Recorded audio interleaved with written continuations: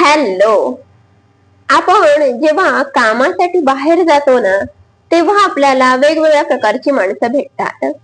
त्यातली काही आपल्या नावडीची असतात, काही माणसांसोबत आपले खटके उडतात.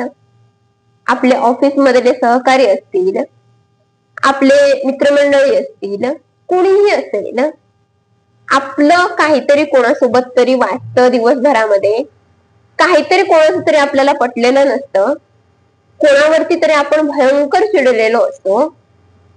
तोच राग डोक्यात घेऊन आपण घरी येतो. घरी आल्यानंतर आपल्याला जे काही बाहेर झालंय ते कोणासोबतही शेअर करायचं नसतं. आपण घरी येऊन एकटेच एका कोपऱ्यात बसून तरी राहतो किंवा डिरेक्टली आपल्या रूम मध्ये निघून तरी जातो.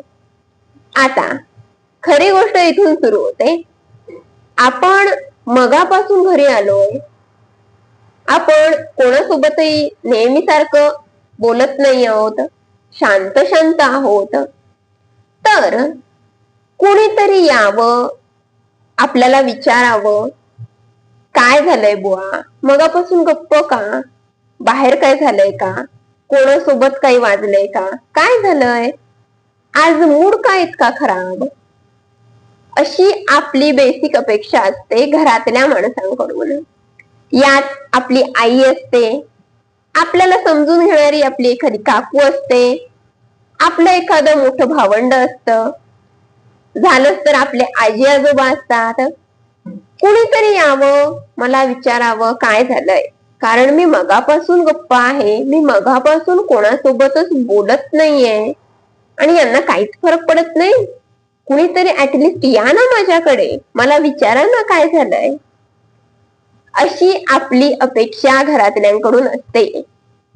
पण मुळात ही अशी अपेक्षा का करा?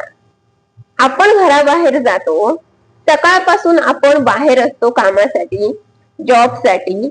याचा अर्थ आपण खूप ग्रेट असतो का? आपण काहीतरी खूप मोठं करत असतो का? तर अजिबात नाही. मग बाहेर काहीतरी घडतं, बाहेर कोणासोबत तरी आपलं काहीतरी वाजलेलं असतं, कोणाचं तरी आपल्याला काही पटत नाही, तोच राग घेऊन आपणच घरात येतो आणि आपल्याच घरातल्यांकडून अपेक्षा असते की त्यांनी यावं माझ्याकडे, मला विचारावं की काय झालंय. आपण कधी असा विचार करतो का की आपल्या पाठीमागे घरात सुद्धा बऱ्याच गोष्टी घडत असतात.